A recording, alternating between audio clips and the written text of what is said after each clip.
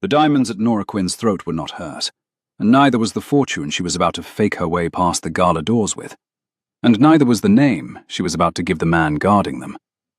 She had practiced the name in the back of the taxi for 9 blocks. Seraphine Ashcombe.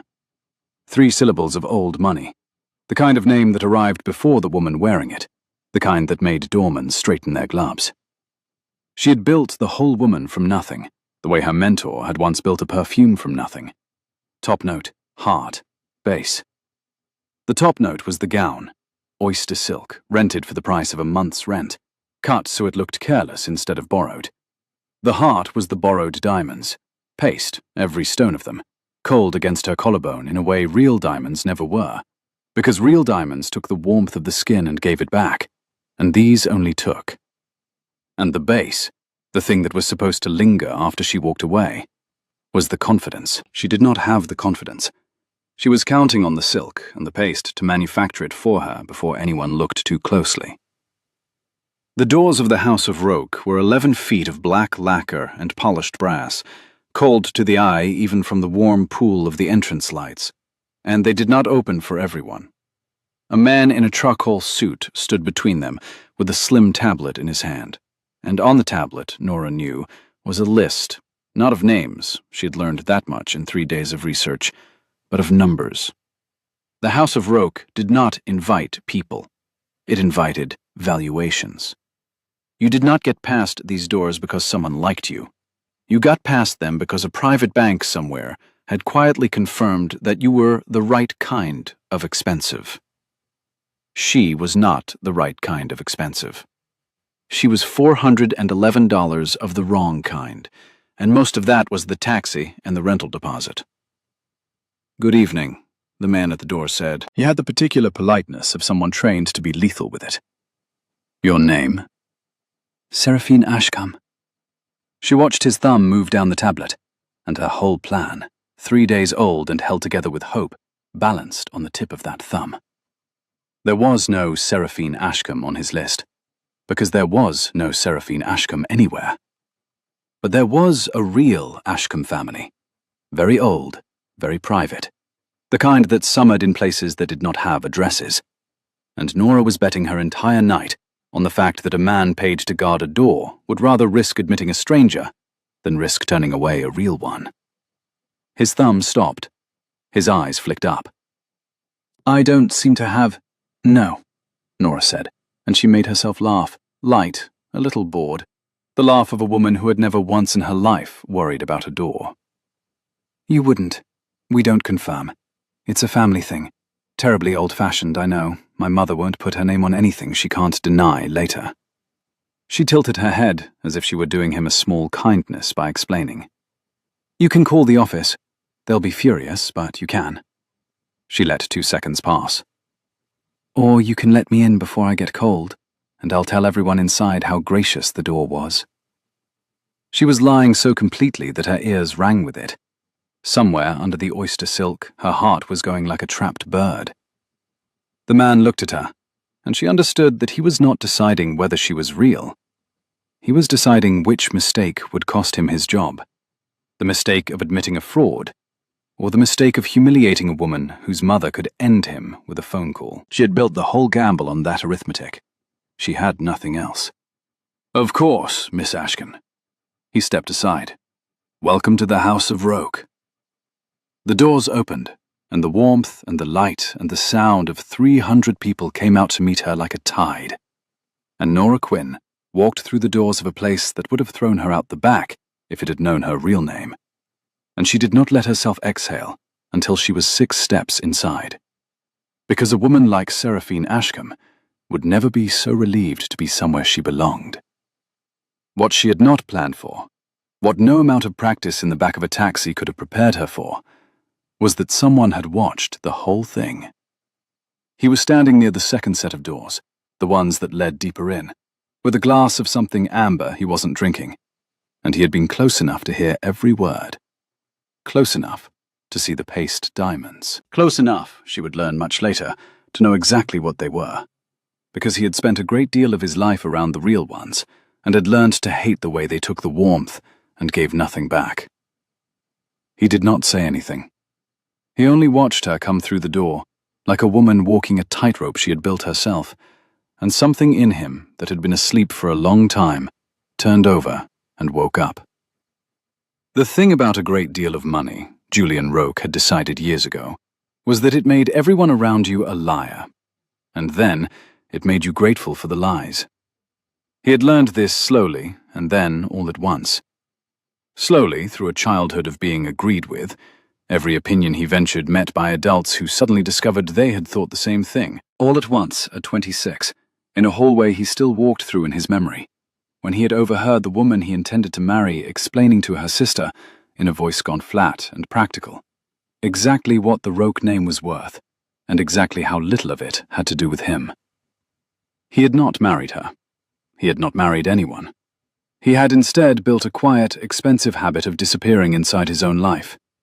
This was why, on the one night of the year when the entire House of Roque existed to celebrate the family that bore its name, the man who owned all of it, chairman of the board and majority shareholder both, though the brass plaques said only chairman, stood near the inner doors, in a suit no better than 400 other suits in the room, and let everyone assume he was someone's lawyer.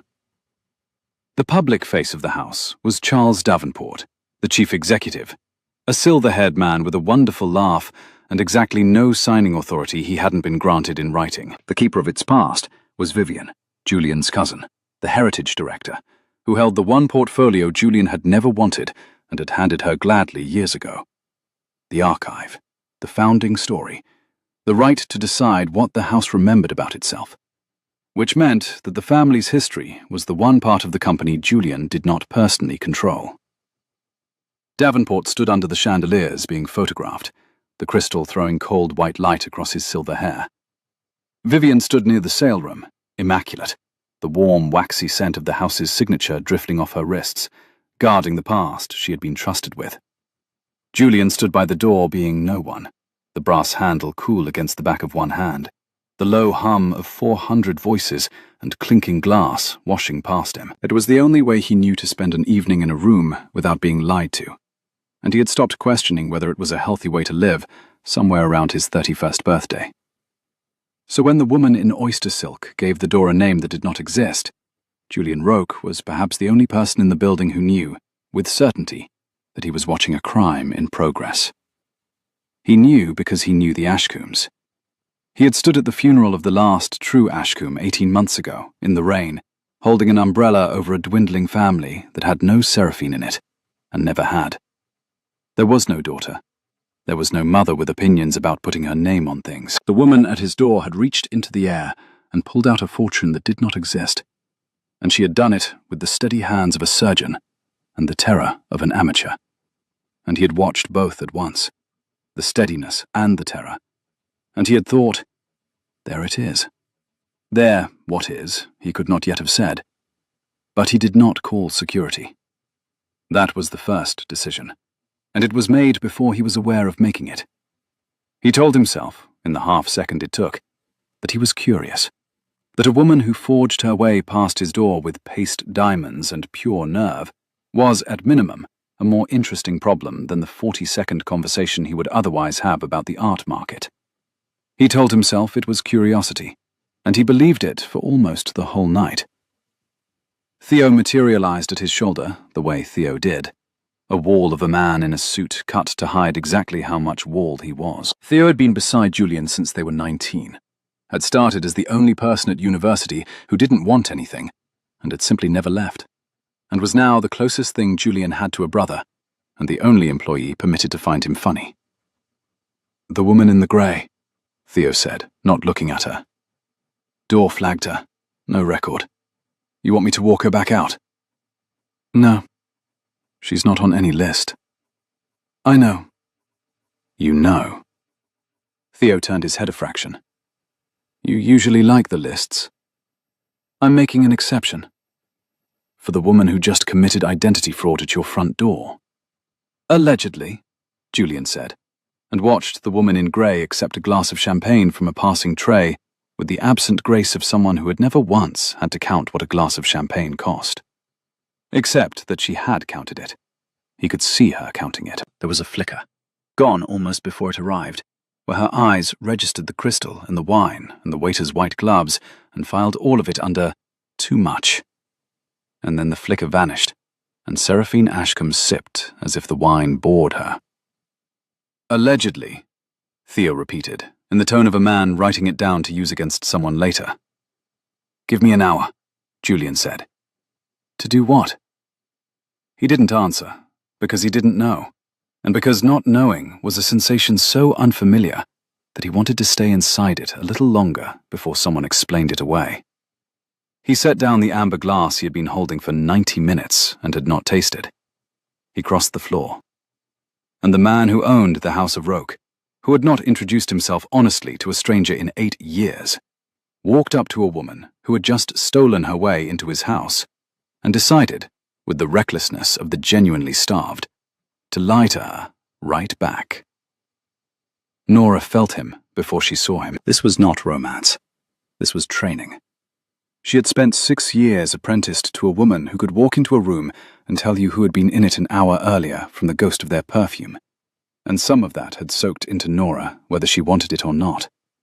So she knew, before she turned, that the man approaching her wore no cologne at all, which, at a gala of 300 people drenched in everything the House of Roke sold, was its own kind of statement. He smelled of clean wool and a faint warmth of skin, and, underneath, very faintly, of cedar. Not a fragrance, she thought, but the inside of a closet where good clothes were kept. A man who did not want to be smelled. She found that more interesting than she had any business finding it. You're new, he said. I'm rarely anything else. She turned. He was tall, dark-haired, with a face that had decided long ago not to give much away, and a pair of grey eyes that had, apparently, made an exception for her. He was looking at her the way her mentor used to look at a formula she suspected of hiding something. And you are? Disappointing, mostly. I'm in the legal side of things. He said it the way a man says a thing he has said 1,000 times. Smooth, frictionless, a sentence worn down to a stone. Which means I spend these evenings being avoided. People assume I'm here to read them their own contracts. And are you? Only if asked very nicely. She laughed before she could stop herself, and it was a real laugh, not the bored one she had built for Seraphine, and she heard the difference, and so, she suspected, did he. She covered it with champagne. I'll try not to need legal advice then. That would make you the first person in this room. He nodded, almost imperceptibly, toward a knot of guests near the windows. The gentleman in the unfortunate waistcoat is suing the man beside him over a horse. The woman in green is being sued by her own foundation. And the host... He paused, and something flickered behind the grey, gone too fast for her to read. The host is being lied about by everyone here, simultaneously, in 3 languages. So you see, you're already the most honest person I've spoken to all night. Nora, who was at that exact moment wearing $400 of someone else's name, took a slow sip of champagne and said, How tragic for you. And Julian Roke, who had just told the forger she was the most honest person in the room, smiled. A small, surprised, involuntary thing, the smile of a man who has caught himself enjoying something he intended to merely observe, and thought that the night had become, against all his planning, interesting. Here is what each of them did not know.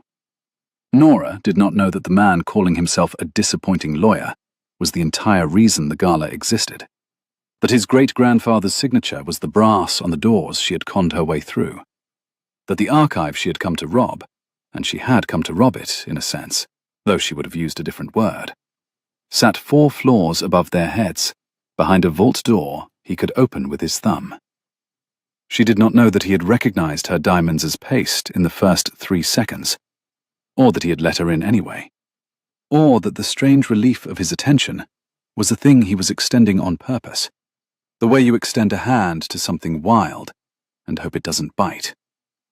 And Julian did not know why she was here. He assumed, because everyone here was here for one of 3 reasons, that she was hunting one of the 3: money, access, or a man with both. He assumed she was a beautiful opportunist of unusual nerve, and he found, to his genuine surprise, that he didn't mind. He had spent his whole adult life being hunted by women who pretended not to be hunting. Here, at last, was one who was so transparently, courageously after something that the hunting itself became honest. He did not know that the something she was after had nothing to do with him, and everything to do with a woman now gone, whose name had been scrubbed off the most famous formula his family had ever sold. They stood there, the two of them, each certain they were the one running the con, and the band began to play, and neither of them moved to leave, and the night unrolled in front of them, like a carpet down a staircase neither could see the bottom of. "Dance with me," he said. "It's the only place in the room no one can sue you." "I don't know the steps." "Neither do I. We'll bluff. You seem good at it."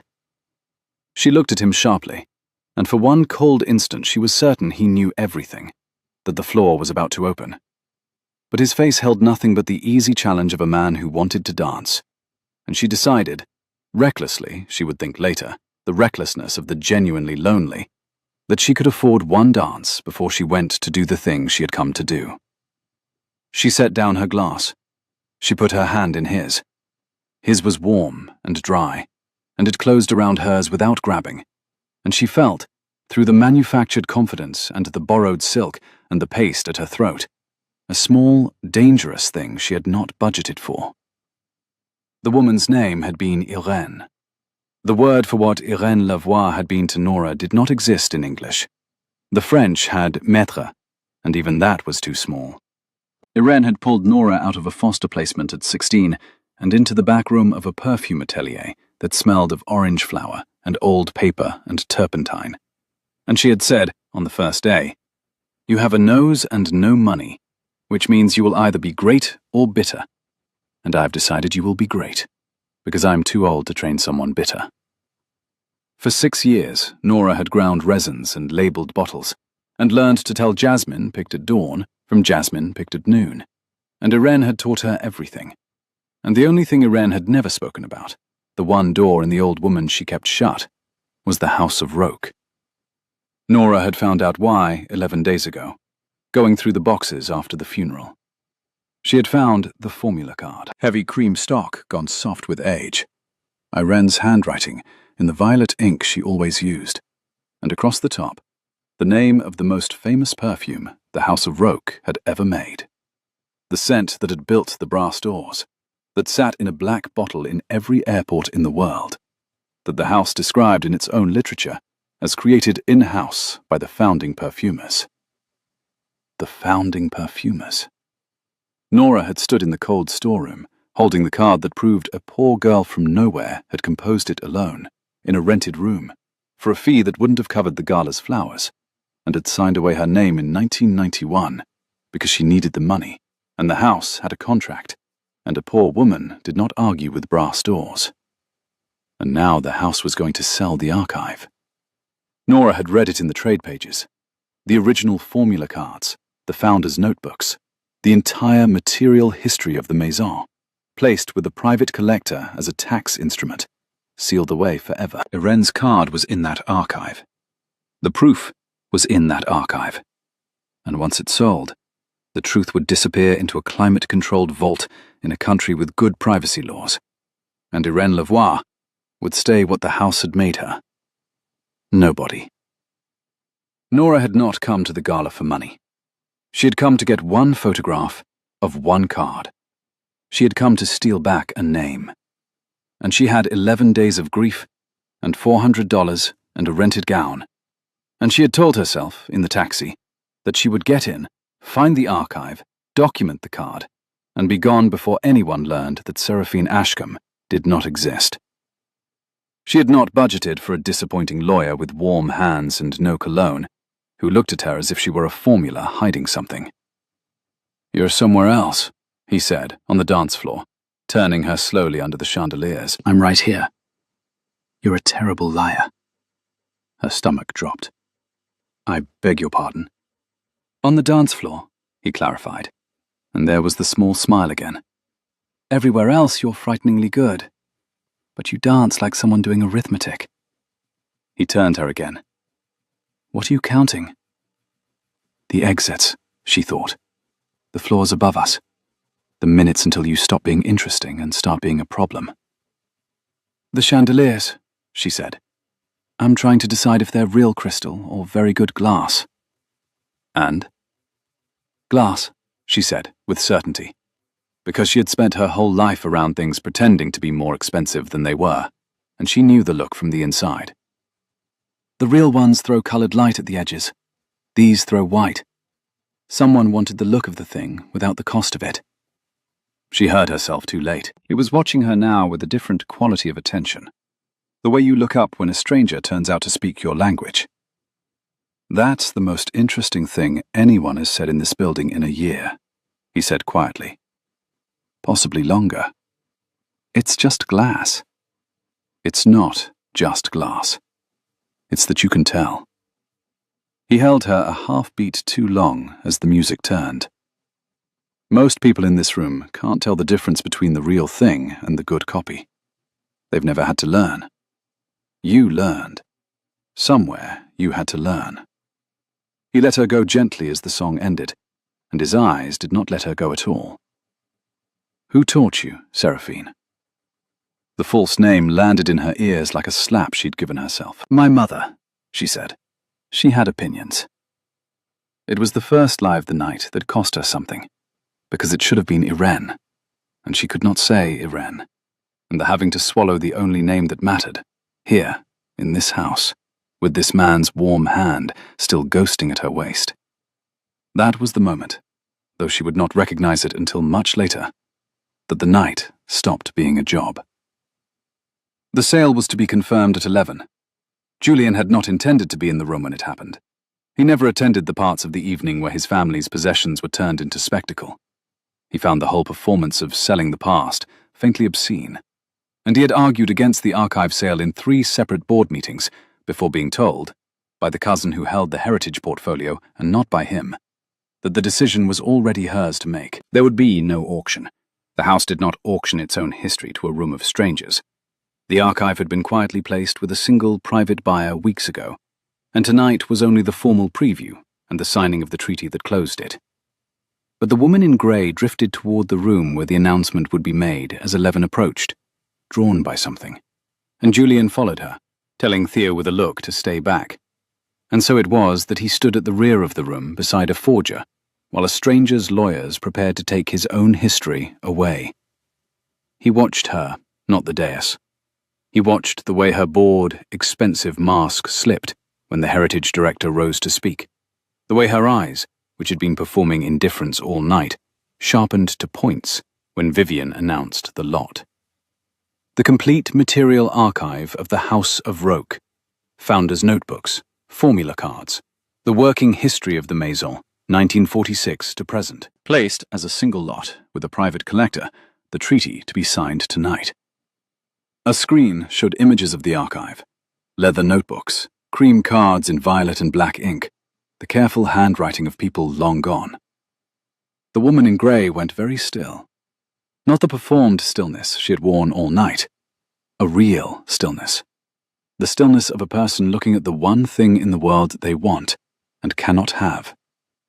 And Julian Roque, who had spent the evening certain he was watching an opportunist hunt a fortune, felt the first hairline crack run through that certainty. Because no one looked at a box of old paper the way she was looking at it. People looked at money that way, and at other people that way, but not at notebooks. Whatever she was after, it was in that archive, and it was not money, because the archive was already spoken for, placed with one private buyer, beyond bidding, beyond reach. And she could no more buy it back than she could fly. You want to see it, he said, low, beside her ear. She startled. What? The archive. The previews upstairs, before the treaty's signed. Members only. He paused and made the decision the way he'd made every decision tonight, against his own training, for reasons he refused to examine. I can get you in. He watched the war on her face. Want against wariness. The thing she'd come for dangled by a man she didn't trust. And he watched want win. And he understood with a small, private ache, that he had just learned how to make her want something in front of him, without her hiding it, and that this was the most intimate thing that had happened to him in years, and she didn't even know his name. "Why would you do that?" she asked. "Because you're the only person here looking at it like it matters." He offered his arm. "And because I'm curious what you'll do when you get close to it." She should have run. She knew she should have run. A smart forger, a careful thief of names, would have recognized that a man who could get her into a members-only preview was a man with more access than a disappointing lawyer should have, and she would have made her excuses and slipped out the way she came. But she had 11 days of grief in her, and 4 floors between her and Irene's name. And here was a door opening. And Nora Quinn had spent her whole life learning that you walked through doors when they opened, because you never knew when they'd open again. She took his arm. "Lead the way," she said. "Counsel." The preview room was on the 4th floor, and it was quiet in the way that money buys quiet. Thick carpet, soft light, the hush of climate control protecting paper from the breath of the people who'd come to buy it. A handful of guests drifted among the cases. 2 security staff stood at the corners, and both of them, Nora noticed, gave the disappointing lawyer a small nod as he passed. A nod with rather more deference in it than a disappointing lawyer should command. She filed it under strange and kept walking, because the archive was here, in long glass cases, and her whole body had narrowed to one purpose. She found Irene's card in the 4th case. She nearly didn't, because they had filed it wrong, under the house's name, in the Founders section, as though the founder himself had penned it. But Nora would have known that violet ink across a dark room. She would have known the particular slant of the L in Lavoie, but wasn't there anymore, because someone had, at some point, very carefully covered the signature line with an archival strip bearing the house's monogram. The formula was Irene's. The composition was Irene's. Jasmine over leather, over a base of something warm and strange that Nora had spent 6 years failing to reproduce, and the name was gone. Her hand was at her wrist before she knew it had moved. It was a habit she could not break, 11 days in. For 6 years, she had worn a drop of Irene's last private blend on the inside of her left wrist. Not the famous formula, a small, private thing Irene made only for the 2 of them, that smelled of orange flower and the back room and home. And when the grief got loud, Nora would lift her wrist to her face and breathe it and steady. But the vial had run dry the week Irene was gone, the last of it gone, unreproducible. Because Irene had never written that formula down. It had lived only in her hands, and now it lived nowhere.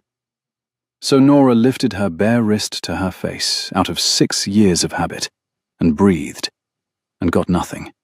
Clean skin, the ghost of the rented gown's detergent, nothing of home. And the nothing was so total that her eyes stung in front of a glass case in a stranger's house. "What is it?" he said. Not a question. He was beside her. He had been watching her, again, always. "Nothing." She lowered her wrist. "It's a beautiful collection." "You keep doing that." His voice had gone careful. "Your wrist. All night. You lift it like you're checking the time, except there's no watch." He looked at her bare wrist and then at her face. What's supposed to be there?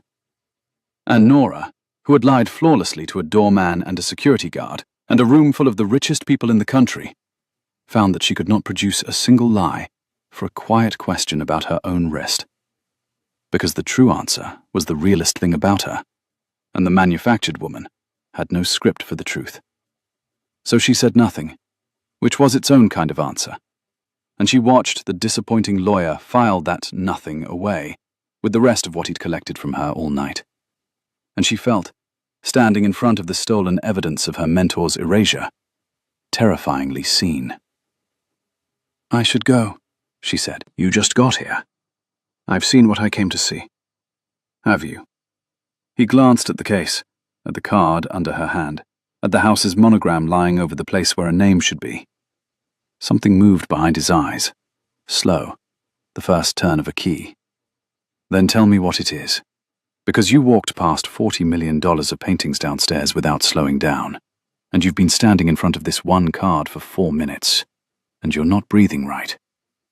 His voice dropped. Seraphine, what's in the card? The false name, a 4th time. She could not bear it a 5th. A name that isn't there, she said.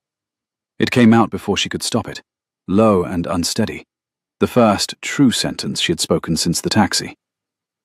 There's supposed to be a name on this card, and someone took it off, and I came here to... She stopped. She had said too much. She always knew the instant after she'd said too much. It was the curse of people who'd learned to lie, that they could feel the exact weight of the truth the moment it left them. I came to see it, she finished, lamely, retreating. That's all. I knew the perfumer. A long time ago. I wanted to see the card. It was not all, and they both knew it was not all, but he let her have it. That was the thing she would remember. He had her cornered, in his own house, beside his own stolen history, with a confession half out of her mouth, and he let her keep the rest. He stepped back half a pace, giving her air, and said, Then let's get you a drink that isn't being inventoried, and steered her out of the preview room, and did not ask her another question about the card. But he had heard it. Someone took the name off. And Julian Roque, walking a forger back down the grand stair of his own house, was thinking, for the first time in a long time, not about who was lying to him, but about who his family might have lied to. They ended the night on the roof. He took her there past midnight, when the treaty had been signed and the ballroom had thinned to the determined drinkers, up a narrow service stair that smelled of cold concrete, and through a door she was fairly sure they weren't supposed to use, onto a roof garden that no one else seemed to know about. Boxwood and climbing roses gone silver in the city light, the green resin scent of the clipped hedges sharp in the night air, and beyond the parapet, the whole blazing grid of the city laid out like a circuit board, the traffic a low, ceaseless hush far below. It was cold. The wind off the river found the back of her neck and made her shiver. He took off his jacket and put it around her shoulders before she could perform not needing it, the silk lining still warm from his body, and the jacket smelled of clean wool and cedar and warm skin, of him. And Nora pulled it closer and hated how much she wanted to. You don't come to these things often, she said. It wasn't a question. I never come to these things. He leaned on the parapet beside her. I came tonight because I always come tonight, and then I stay near the door and leave early. He turned the amber glass in his fingers. He still wasn't drinking it. Tonight, I didn't leave early. Why not? You know why not. She did, and the knowing sat warm and frightening in her chest, and she looked out at the city instead of at him, because looking at him had become difficult. They talked. She would never afterward be able to reconstruct everything they talked about, because it was the kind of talk that doesn't survive being remembered, the kind that's all texture and no content. Except that it wasn't no content, because somewhere in it, she stopped being Seraphine. Not all at once, in pieces. She told him about a city she'd never told Seraphine to have lived in.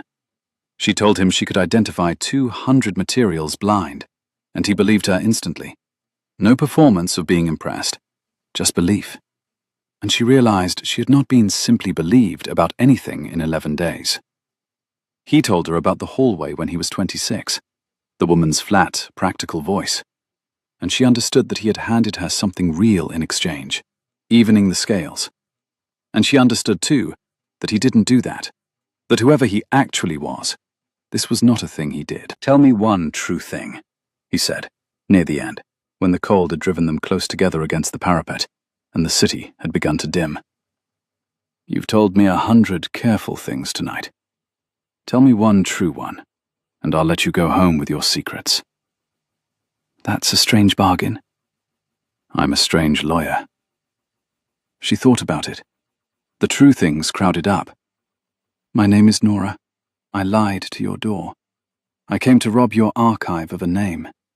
The perfumer I knew was the only family I ever had, and your house erased her. And every one of them ended the night, and the warmth, and the jacket. So she reached for a true thing that wouldn't. "When I was 16, she said, someone took me into a room that smelled like orange flower and old paper, and told me I was going to be great instead of bitter. And I believed her. And I've spent every day since trying to be the thing she said, instead of the thing I was scared I'd be." She watched the city. "That's true. That's the truest thing I have." He was quiet for a long moment. "Who was she?" "Gone now." "I'm sorry." "So am I." She turned to him, and the false name was so far away now she could barely hear it. "Tell me one back. That's the bargain. One true thing." He looked at her, and she watched him decide something, and she did not know it was the largest thing he had decided in years. "I've spent 8 years, he said slowly, making sure no one ever talks to the real version of me. Because the last time someone did, I found out exactly what I was worth to her, to the decimal. So I learned to be someone smaller at parties, someone no one wants anything from." A muscle moved in his jaw. "And tonight I told myself I was watching you because you were a problem. And about an hour ago, on that dance floor, I realized I was watching you because you're the first person in 8 years who looked at me like I was the real thing, instead of the good copy." He huffed a breath that was almost a laugh at himself. "And I have no idea what to do with that. So there's your true thing. It's a worse one than yours." She should have told him then. She would torture herself with this later, that there had been a window on the roof, with his jacket on her shoulders and the truth so close, where she could have said, "My name is Nora," and let the whole architecture of the night come down in the right direction, with her own hand on the lever. She didn't. She was a coward in exactly the way that grief makes people cowards, hoarding the one warm thing, unable to risk it. So instead she rose up on her toes in the cold and the silver light, and kissed him. And he made a low, surprised sound against her mouth, and his arms came around her, and the jacket and all. And for the length of one kiss on a roof above a city, 2 people who had each spent the night lying to the other, told each other the only true thing they were brave enough to say. Then she stepped back, and gave him a smile she meant, and said, "Good night, Counsel," and walked to the service door, and he let her go, because he thought he would see her again. Because men like him always saw people again. And he did not yet know that the woman walking away had no intention of ever telling him her real name. He found out her real name at 6:14 the next morning, from Theo in his office, with the city going gold outside the windows. "She's not Ashcombe." Theo set a single sheet on the desk. "Obviously, we knew that. But the door camera got a clean frame, and facial run took about 3 hours." He paused, and there was something in the pause that made Julian look up. "Her name's Nora Quinn, 27. No fortune, no family. Aged out of foster care at 18. Trained perfumer. Worked the last 6 years as the sole apprentice to a woman named Irene Lavoie. Independent atelier, barely solvent, behind on rent." Theo's flat voice flattened further, the way it did when he'd found something he didn't like delivering. "Lavoie passed 12 days ago." Julian looked at the sheet. Nora Quinn. It fit her the way the false name never had, and the wrongness of having kissed a woman whose name he hadn't known until a security report sat cold in his stomach. "Irene Lavoie," he said. "Mean something to you?" It should. Julian was already moving, already at the cabinet where the house's true records lived, the ones that didn't go in any archive that ever got sold. "Lavoie. My grandfather had a perfumer he never named, a freelance composer in the early 90s, when the house was failing and he gambled everything on one fragrance. The fragrance that saved us. The one we say was made in-house." He found the file, the dry leather cool under his thumb, and opened it. He read, in his grandfather's hand, the entry he had glanced past 100 times and never once questioned, because why would he question the founding story of his own family? Composition by I. Lavoie, freelance, Full rights assigned, fee paid in full, name not to appear. And the floor of his certainty, already cracked, gave way entirely. His family had bought a poor woman's masterpiece and erased her from it, and her apprentice had forged her way past his door, days into her grief, to photograph the proof before it sold. And he had taken her to the archive himself, walked her right up to the case, and then taken her to the roof and asked her for one true thing. And she had given him a woman now gone, in a room that smelled of orange flower. And he had not understood that she was telling him everything. She wasn't hunting money, he said. He sat down slowly. She wasn't hunting me. She came for the card. And the strangest thing, the thing that would have made no sense to the man he'd been 24 hours ago, the relief of it. Not anger that she'd lied. He'd known she was lying from the first 3 seconds at the door. Lying was the one thing about her he'd never doubted. The relief that what she'd wanted had been true. That somewhere, in the manufactured woman, there had been a real one, carrying a real grief through his rooms. And that the realest thing he'd felt in 8 years had not, after all, been spent on a fortune hunter. There's more, Theo said. And now he really didn't want to say it. Julian could see. The archive. The private treaty. It closed last night. During the gala. Closed to whom? You don't know. Theo frowned. It's heritage. It was hers to sign, and she signed it. You handed her that portfolio years ago. You never wanted it. Buyers anonymous, routed through a trust. The whole archive ships Thursday. Climate vault, overseas. The card she came for, he nodded at the closed cabinet, is going to disappear in 3 days, and the sale's executed, and unwinding it means going through Vivian and the buyer, and a contract with a break fee that has 8 figures in it.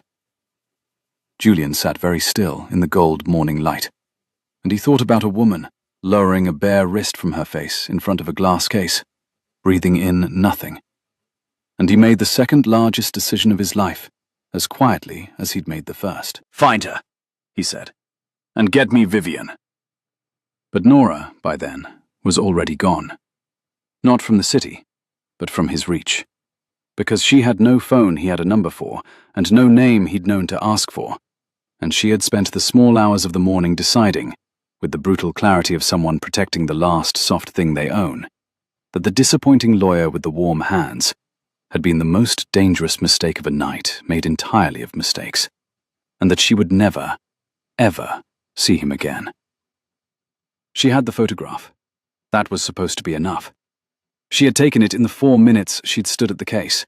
One quick, steady frame from the phone palmed in the rented evening bag, the violet ink and the slant of the L and the house's monogram lying over the missing name. She had what she came for. She told herself this on the bus home, in her sneakers, with the oyster silk in a garment bag across her knees. And she told herself this, returning the gown and the paste diamonds to the rental house. And she told herself this in the cold back room of the atelier that still smelled faintly of orange flower and Irene, where she sat with the photograph blown up on her laptop screen and waited to feel like she'd won. She did not feel like she'd won. She felt, instead, the way you feel when you've stolen back a thing that was already yours. No triumph, just the dull ache of having had to steal it at all. And under the ache, where she refused to look, was the roof, the jacket. The first person in 8 years who looked at me like I was the real thing. She had kissed a stranger and let him believe a name and then run. And the running had felt like safety in the dark and felt like cowardice in the daylight. And she was so tired of being the kind of person who had to lie her way through doors that the photograph of Irene's stolen name barely felt like justice anymore. It felt like one more thing the House of Roke had made her become a liar to get. The atelier's buzzer went 4 days later, on Thursday, the day the archive was supposed to ship. She almost didn't answer it. Customers didn't come anymore. There hadn't been customers in months, just the slow arithmetic of a business failing around her. But the buzzer went again, patient, and she went down through the dark front room, past the empty display shelves, and opened the door with the chain on. and through the gap she saw a man in a charcoal suit she half recognized, a wall of a man. And behind him, on the narrow sidewalk in front of her failing shop, in the grey afternoon, not in a suit now, but in a plain dark coat, looking at her flaking gold-leaf sign with an expression she couldn't read. The disappointing lawyer. She shut the door. She stood with her back against it, and her heart going like the trapped bird at the gala, and she thought, wildly, he knows. He found me. He's going to have me arrested. The photograph, the name, Seraphine, the door. The buzzer did not go again. Instead, through the door, she heard his voice, even and low, with none of the gala's polish. A tireder voice than she'd heard on the roof. "My name is Julian Roque," it said. The floor tilted. Roque. The brass on the doors. The name over the missing name. "I own the House of Roque," the voice went on, steady, on the other side of an inch of wood. "I owned it the night you walked through my door with diamonds I knew were paste before you finished your first sentence. I'm the host everyone was lying about in 3 languages. I'm not a lawyer. I lied to you all night, the same as you lied to me. And I think I owe you the truth standing on a sidewalk where you can shut the door on me, which you just did, and which is fair." A pause. "I'm not here about the forgery. I don't care about the forgery. I'm here about Irene Lavoie." Nora's hand was at her wrist, bare, breathing nothing. "I found her in my grandfather's records," Julian said. "Composition by I. Lavoie, freelance, name not to appear. My family bought the best thing she ever made and took her name off it and built brass doors with the money. And I walked past that file 100 times and never once asked who I. Lavoie was, because it never occurred to me to wonder who we'd left out." Another pause, longer. She could hear him breathing through the cold wood, hear the faint creak of his weight shifting on the old step. "You came 11 days into your grief to photograph a card so she wouldn't disappear. And I took you upstairs and showed you exactly where it was, because I thought you were a beautiful problem, and I was too busy being charmed to understand you were telling me the truth all night. Every true thing you said about her. The room that smelled of orange flower.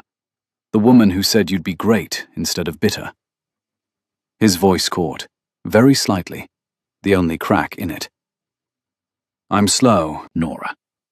But I'm not stupid, and I'm not my grandfather. Open the door. Or don't. But the archive ships in 4 hours, and her card is in it, and I came to ask if you'd let me stop it before it's gone." Nora stood in the dark of the failing atelier with her bare wrist against her face, breathing the ghost of orange flower that lived in the walls. And on the other side of the door, a billionaire she had conned and kissed and run from was offering her the one thing she had broken the law to steal. And she did not know, she genuinely did not know, standing there, whether opening the door was the bravest thing she'd ever do, or the second stupidest, the first being the roof. She took the chain off. She opened the door. He looked terrible, was her first thought. Not terrible, exactly, but unguarded in a way the Gala hadn't allowed, tired around the eyes, a man who hadn't slept. He had a folder under his arm. Behind him, the wall of a man, Theo, she now understood, the one who'd nodded at the preview, stood looking studiously at the middle distance, granting them what privacy a public sidewalk allowed. "You knew," she said, "at the door. You knew the diamonds were fake." "In about 3 seconds. And you let me in anyway?" "Yes." "Why?" And Julian Roque, standing on the cracked sidewalk in front of a perfume shop that smelled of a woman now gone, gave her the true thing he'd failed to give her on the roof, the one he'd circled all night. "Because you were the only honest thing in the building," he said. "You walked in lying about everything, and you were still the only person there who wasn't pretending to be something smaller than they were to seem safe. You were pretending to be something bigger, to get to something that mattered." He held out the folder, not pushing, just offering. "I didn't know what it was yet, but I knew I'd been doing the small version of my life for 8 years, and you walked in doing the big version of yours, in a rented dress, with paste at your throat, and absolutely no fear. And I wanted to be near it. He paused. That's why I let you in. The rest of it I figured out 4 days too late. Nora looked at the folder and did not take it. What's in it? The original formula card, he said. Hers, with the monogram strip removed, and a letter from me to the board, and a press release I haven't sent yet, and a contract I had drawn up this morning that I need your signature on, not your forged one, yours, because it doesn't work without you. For the first time, something like nerves moved across his composed face, and the folder trembled, very slightly, in his hand. I stopped the sale. I had to pay the break fee to do it, and I had to tell my cousin Vivian she'd been signing away the one piece of our history we have no right to sell. And that conversation went about as badly as you'd imagine. The archive isn't shipping. He took a breath of the cold sidewalk air. And I'd like, if you'll let me, to give Irene Lavoie her name back, publicly, on the bottle. He swallowed. But I'm not going to do it as the House of Roque fixing its image. I want to do it with the person who knew her. I want to do it right, and I have no idea how to do it right, which is why I'm standing on your sidewalk holding a folder instead of a check. Because I learned this week that the check is the part of me that breaks things. The grey afternoon held its breath. Inside the dark shop, the orange flower hung in the air, and Nora Quinn, who had spent her whole life learning that doors only opened for the right kind of expensive, stood in her own doorway and understood that she was being handed, by a man she'd robbed, the thing she'd robbed him for. Handed it freely, with her real name attached, in exchange for nothing but the chance to do it with her. You'd have to come inside, she heard herself say, if we're doing it right. You'd have to see the rooms she actually worked in. They're not brass. They're going to disappoint you. The first real smile she'd seen from him broke slowly across his tired face. I'm a disappointing lawyer, he said. I'm sure I'll feel right at home. She stepped back. She let the host of the House of Roque into the failing atelier of the woman his family had erased, and the door of the second smallest perfume shop in the city closed behind a billionaire for the first time in its history. And somewhere, 4 floors above an empty ballroom across town, a card in violet ink waited in a folder to have its name put back. What happened over the next 3 weeks was, by the standards of either of their previous lives, very small and very slow. He came back. That was the first surprising thing. That a man who could have sent a team came himself, in the plain dark coat that always carried in a thread of cold street air and cedar, most evenings, after the part of his day that happened behind glass and brass. He learned the back room of the atelier the way you learn a language late in life, clumsily and with great attention, breathing in the bitter green of crushed leaves and the sweet, resinous fug of the warming pots. And Nora watched a man who had been agreed with his entire adult life lean over a strip of blotter paper and discover that orange flower and neroli were different things. The one heady and indolic, the other green and bright, and get it wrong, and let her correct him, and not mind being corrected. He was, it turned out, genuinely curious, not performing curiosity to charm her, which she'd have caught, but actually wanting to know, the way a starved man wants food. She taught him to tell Jasmine picked at dawn, from Jasmine picked at noon, holding 2 warm strips under his nose. He could not do it. He was delighted by his own failure in a way that told her he had not been allowed to fail at anything in a very long time. You're hopeless, she told him one evening, over the work table, both of them lit by the one good lamp. I'm aware. I employ 400 people specifically so I never have to be good at anything myself. That's the saddest thing you've ever said. I have sadder. I'm pacing myself. And there it was, the second surprising thing. He was funny. Dryly, unexpectedly, in a way the Gala's polish had hidden. He made her laugh in the cluttered back room more than anyone had since Irene, and once, watching him fail again at the Jasmine, She laughed so hard she had to sit down, and he watched her laugh with such open astonishment that she stopped, suddenly shy. What? Nothing. He looked back at the jasmine. I've just never made anyone laugh on purpose before. People laugh near me. It's different. He turned the jasmine in his fingers. I'm finding I like it. Causing it. It might be the only useful thing I've learned to do this year. Theo came sometimes too, and Nora understood Theo within one visit. The dry register, the loyalty worn as gruffness. The way he watched Julian be happy with the wary attention of a man who'd watched him be unhappy for a long time. He's different here, Theo told her once, low, by the door, while Julian was occupied ruining a maceration in the back. I've known him since we were 19. I've never once seen him not check whether a room wanted something from him. He doesn't check here. He gave her a flat, evaluating look, not unkind. Don't make me regret telling you that. I won't. People always say that. But he almost smiled when he said it. And Vivian came, which was the hardest thing. Nora had not wanted to meet her. Vivian Roque was the cousin who had signed the archive away, the heritage director, the keeper of the founding story Nora had come to break, and Nora had built her in her mind as the villain of the brass doors. But Julian asked her to come to the house, to see the card formally restored to the records, he said. But really, Nora understood, to make peace.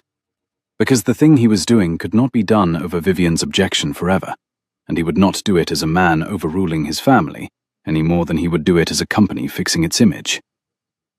The meeting went badly. Vivian was glacial, immaculate, and furious in the controlled way of a woman who has been the guardian of something her whole life, and has just been told she guarded it wrong.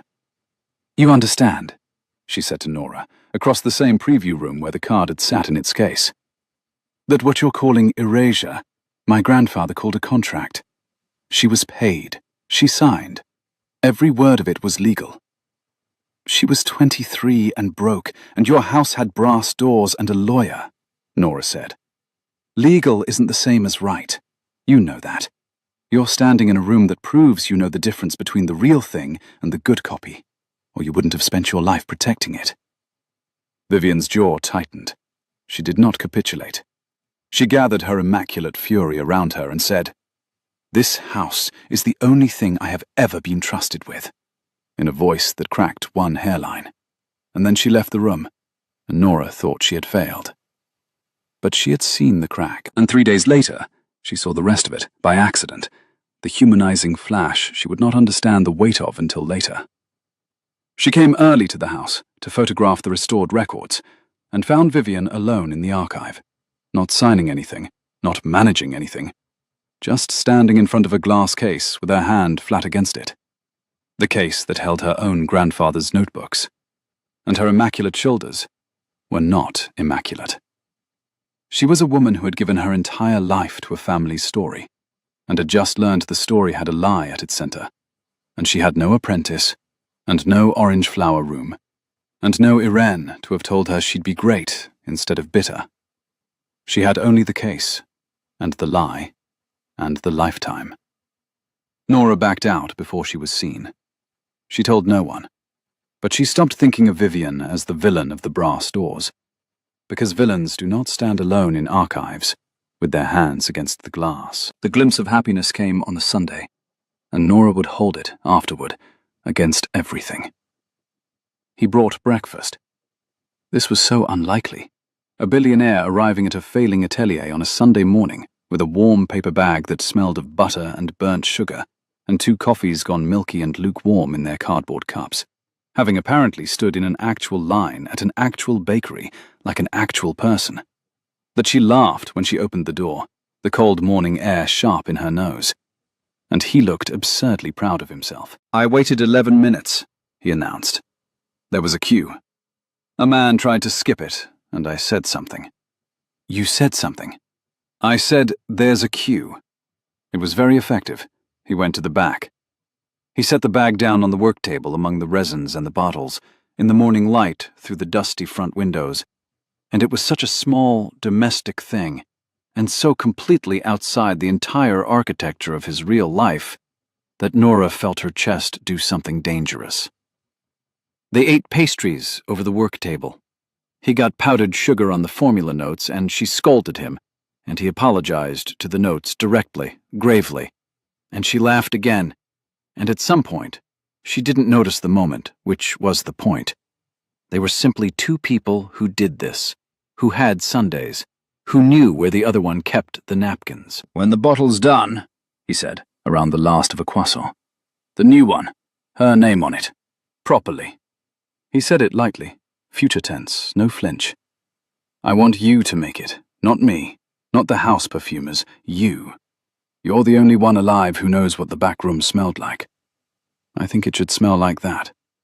I think her name should go back on a thing that smells like where she actually made it, not where we sold it." He looked at her, powdered sugar on his cuff, completely unguarded. "And then I think we should put it in every airport in the world. And I think every time someone smells it, they should be smelling her back room, and not know it, and be a little bit home anyway." Nora could not speak for a moment. "That's the least disappointing thing a lawyer has ever said to me," she managed. "I'm not a lawyer." "I know. I'm working through it slowly." He grinned, and the morning light was on both of them, and the orange flower was in the walls, and for the length of one Sunday, two people who had spent the whole of their lives performing safety briefly inhabited a future as if it had already been won. And the reader, if there had been one, would have felt exactly how much there was now to lose. There was an inside joke by then. It had started at the door, of course, where it always would have started. The night of the gala, bluffing her way past the threshold, she had dropped, among her fabrications, a fake vintage, the 98, a perfume that did not exist, and he had played along on the dance floor. Ah, the 98, notoriously hard to source. It had become theirs. When something was impossible, it was the 98. When the maceration failed for the fourth time, that's the 98 of Jasmine. When he ruined the coffee, a difficult vintage, it was small and private, and it was the proof, the way these things are always the proof, that two people have built a country with a population of 2 and a language only they speak. So she should have known. She should have known that the universe, having handed her a Sunday and an inside joke and a future in the present tense, was setting up the cost. The cost arrived in the trade press, the way the House of Roke's history always seemed to, on a Tuesday. The headline was not unkind. That was the cruelest part. It was not a scandal piece, not an exposé. It was, on its surface, exactly the story Julian had wanted to tell.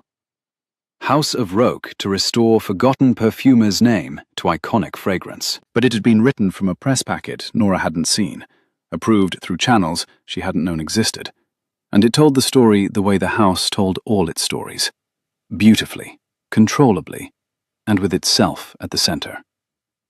The House of Roke, in a gesture of historic transparency, it began, and it went on to describe the magnanimity of the restoration, the leadership of the chairman, the careful stewardship of the heritage, and somewhere in the 4th paragraph it mentioned, in a clause, an apprentice, working with a representative of the late perfumer's atelier. And that was Nora, that clause, that was the whole of what she was in the story of the thing she had broken the law and her own heart to do. And worse, far worse, the detail that turned the cold in her stomach to ice. The piece quoted Julian. A polished, on-message House of Roke quote about honoring our founding spirit and the values that have always guided us. The kind of sentence she now knew he was perfectly capable of producing. Smooth, frictionless, worn to a stone. The kind of sentence the disappointing lawyer would have said. The kind of sentence that had, she now understood, been the real him all along, and the back room the performance. She did not call him. She made the oldest mistake of the lonely, the mistake the man on the roof had warned her he'd made at 26. She heard the worst possible version, and she believed it completely. He used me, she thought, in the dark back room, the press packet glowing on her laptop. Of course he used me. He spent his whole life being lied to, and the one time someone doesn't want his money, He finds it so novel, he builds a heritage campaign around her grief. The roof, the pastries, the queue at the bakery. Content. Texture for the story. The House of Roque generously restores the name its own founder stole. Isn't that lovely? Look how the chairman has grown, and the apprentice, the representative of the atelier, smiles in the background of the photographs and goes home to her failing shop, and the brass doors stay brass. She had been so careful her whole life. She had let exactly one person pass the chain on the door, and he had turned out to be the brass doors after all, wearing a plain coat, and she had kissed him on a roof. When he came that evening with the paper bag, there was a queue, he would have said. I said something. She did not take the chain off. Nora, through the inch of wood. Nora, open the door. I read the piece. A silence, then carefully. Which piece? Don't. Her voice was steady, which was the worst part. She had learned to lie so well that she could sound calm while something broke. The restoration piece. A representative of the atelier. The values that have always guided us. Your quote, Julian. Your beautiful House of Roque quote about honoring your founding spirit. You put her name back as a press release. You turned her into a campaign. You turned me into a clause. The bird in her chest had gone still and cold. I should have known at the door. You knew the diamonds were fake in 3 seconds, you said. Of course you did. You can always tell the difference between the real thing and the good copy. You just like the copy when it's useful. That's not. She heard him stop himself, heard the effort of it. Nora, I didn't write that. I didn't approve that. The communications team ran it from the original board memo. The one from before, the version where I was still doing the small thing, fixing the image. I killed that strategy 2 weeks ago, and the packet went out anyway, because 400 people work for me, and not one of them believed I actually meant to do it the other way. I've spent all afternoon. You're very good, she said. You know that. You're so good. The catch in your voice just now, the roof, the bakery. She pressed her forehead to the cold door. I almost believe you. That's how good you are. I spent 6 years learning to hear when people are lying, and I almost can't hear it on you. And that's the most frightening thing that's ever happened to me. So I'm going to do the smart thing for once in my life, and not open the door. The silence on the other side was very long. Okay, he said finally, and his voice had changed. Not the polished voice, not even the tired one, but something lower and emptied out. A voice she'd never heard. The voice of a man watching the one true thing recede exactly the way he'd always feared it would. Okay. You don't have to open the door. You don't have to believe me. I'd believe the worst too. I taught myself to. It's the only thing I'm genuinely good at. A breath on the other side of the wood. I'm going to fix it anyway. Not to get you back. I want to be clear about that. Because if I say it to get you back, then it's the brass doors again, and you'd be right not to open. I'm going to fix it because it's wrong, and because she deserves better than a clause, and because somewhere this week I started being the big version of myself instead of the small one, and I can't go back to the small one now, even if you never open this door again. She heard him set the paper bag down on the step. I'll leave the breakfast. There was a queue. I said something. And she heard him walk away, his footsteps even on the cracked sidewalk, fading. And she stood with her forehead on the cold door, and the chain still on, and breathed nothing off her bare wrist, and did not cry, because she had taught herself not to, which was its own kind of erasure, and which was the thing, though she did not know it yet, that Irene would have scolded her for most. She did not open the door. The pastries sat on the step until the morning.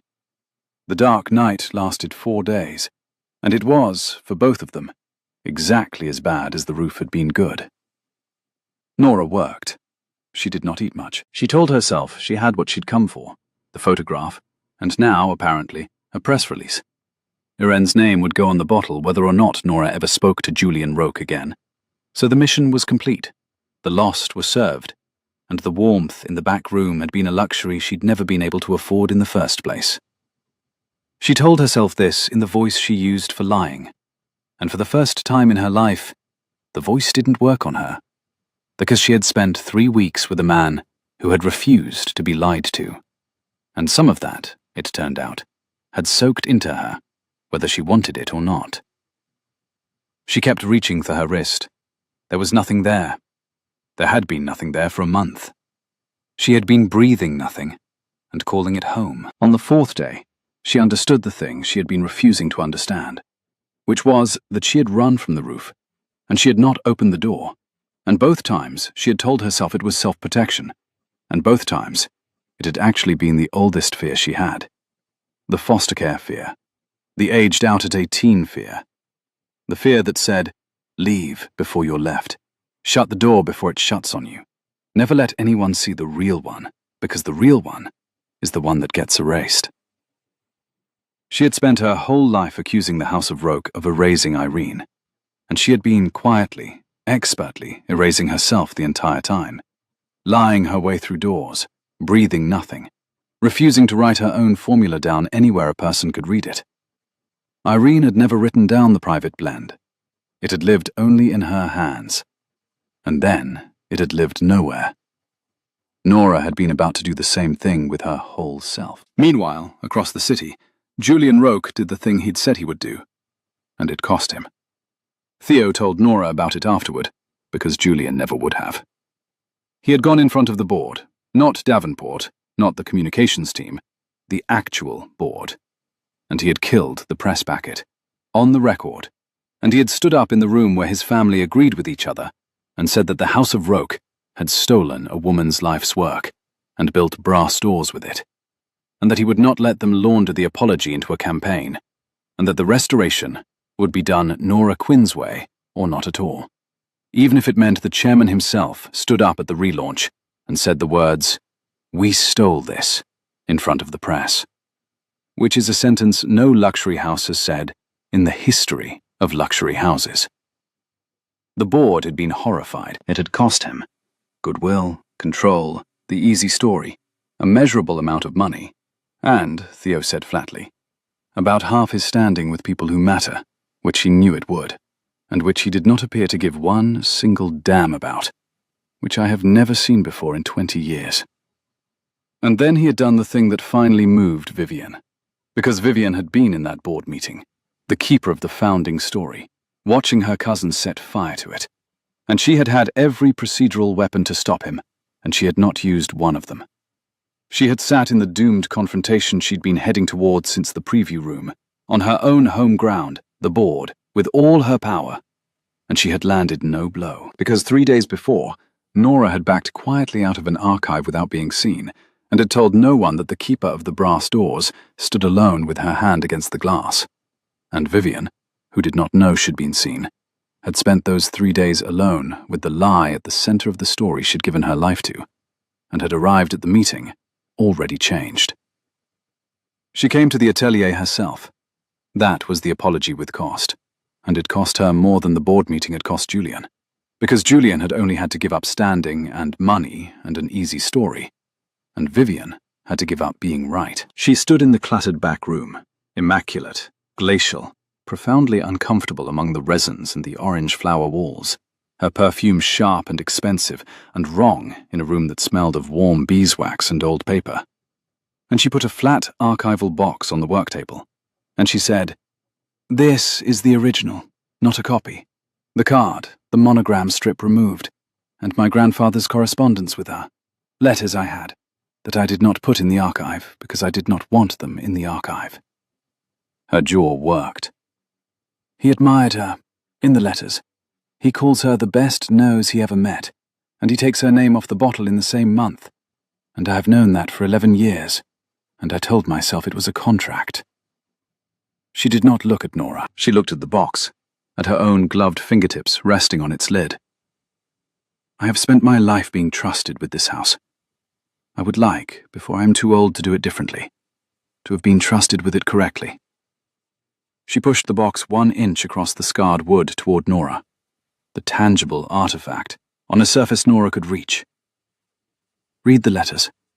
Put her name back your way. Julian's right.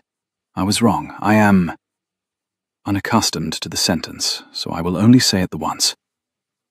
A pause that cost her everything. I'm sorry. Nora picked up the box. She read one line of the top letter, her grandfather's grandfather's hand. Mademoiselle Lavoie has a gift I will never possess and can only purchase, which shames me.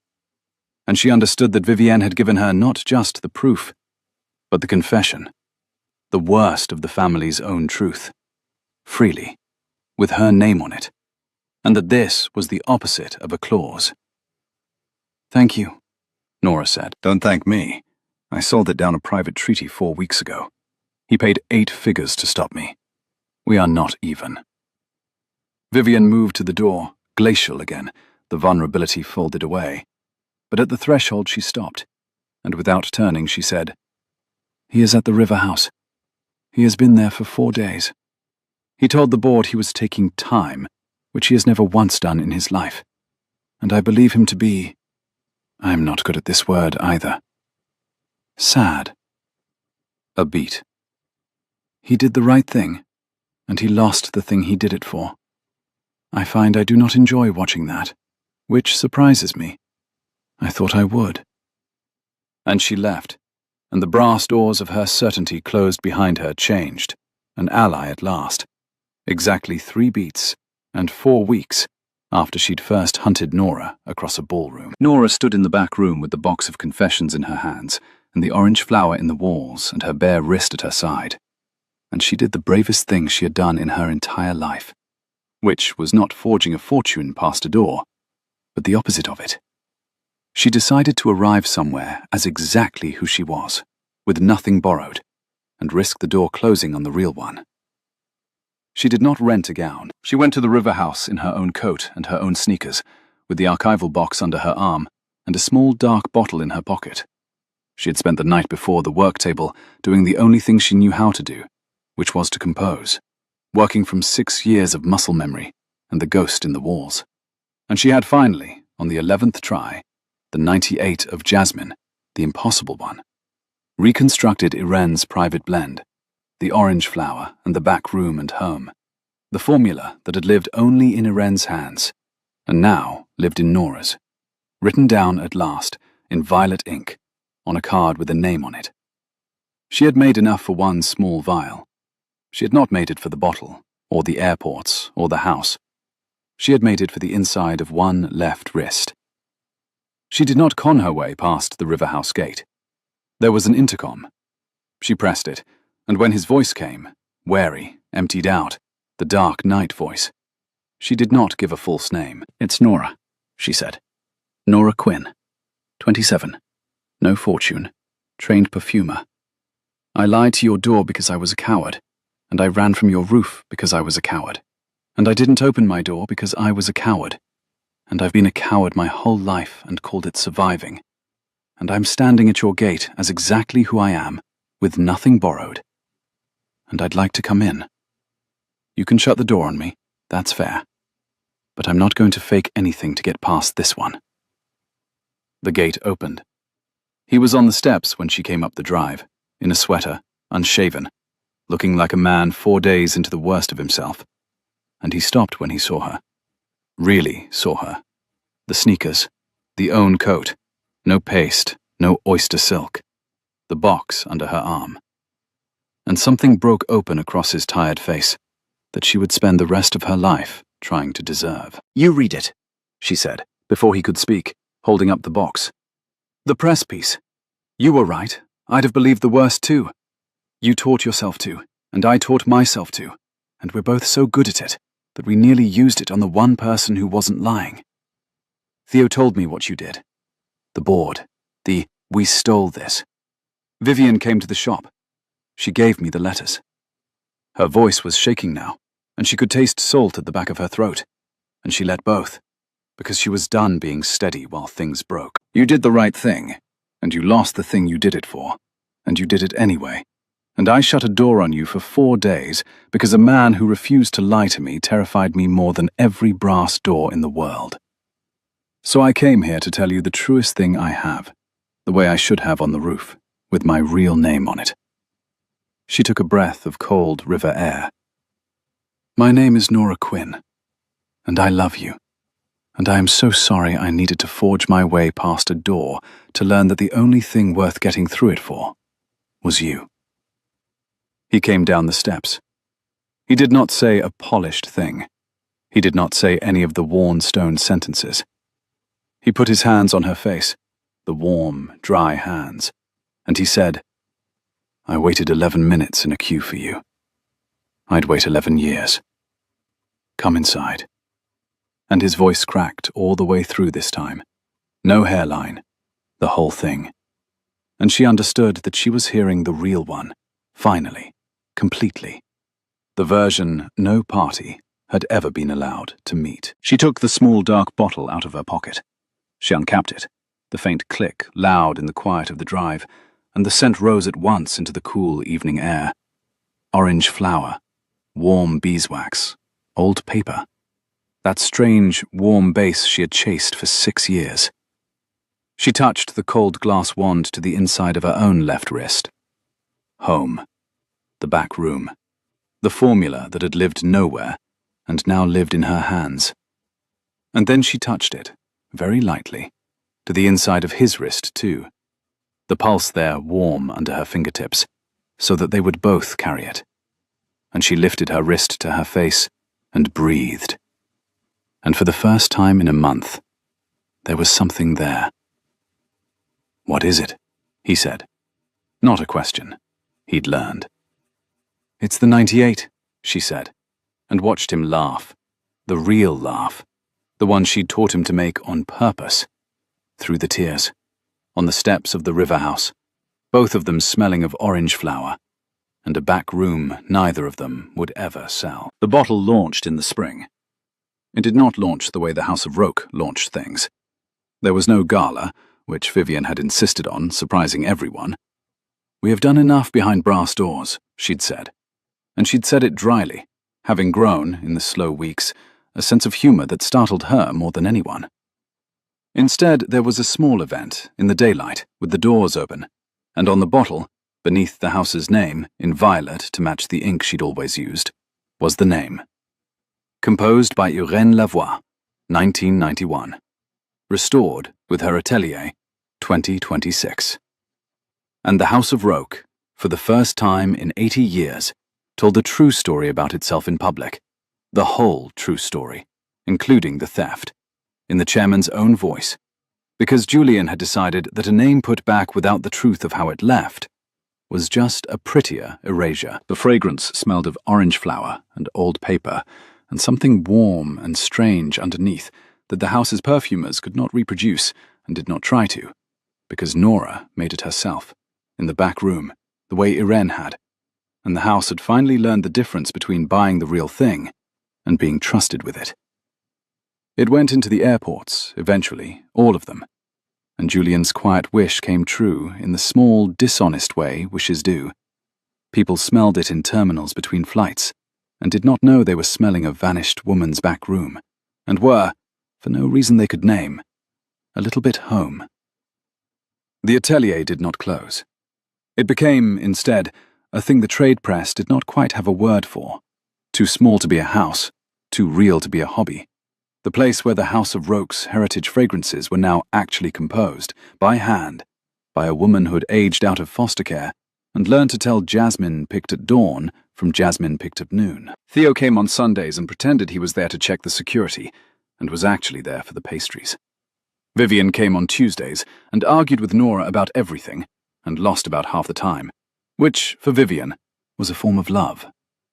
And the back room smelled of orange flower, always, the walls holding it, and now a living woman's blend holding it too, so that the ghost in the walls had company at last.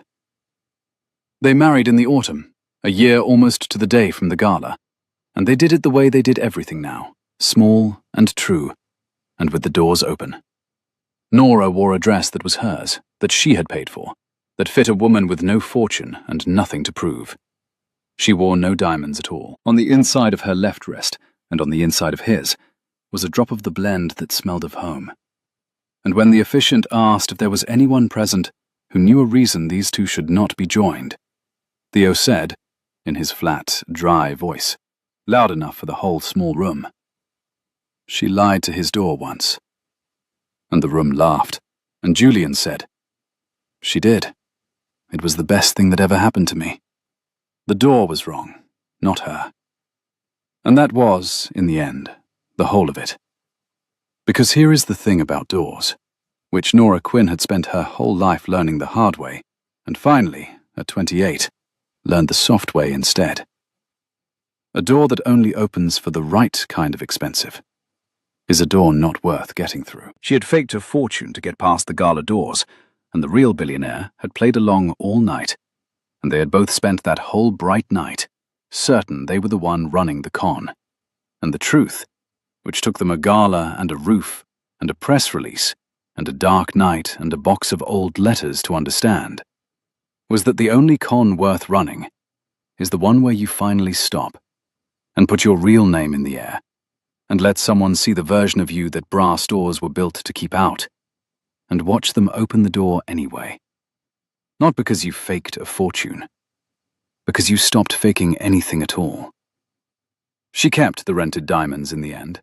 Not the rental ones, those went back, but Julian found a paste set, deliberately, gloriously fake, the cheapest convincing copy he could find, and he gave them to her on their first anniversary in a black velvet box that cost more than the diamonds inside it ever could. And she laughed until she cried, and she wore them, the proud fakes, the honest fakes, to every small daylight event for the rest of their lives, because they had got her through a door once, and behind that door, against every rule the door was built to enforce, she had found the realest thing she would ever own. The 98, they called it, the impossible vintage, notoriously hard to source. But they had sourced it. They had made it themselves, in a back room that smelled of home, with the doors open and their real names in the air. And it lasted. Bass note, the thing that lingers after you walk away. It lasted the rest of their lives.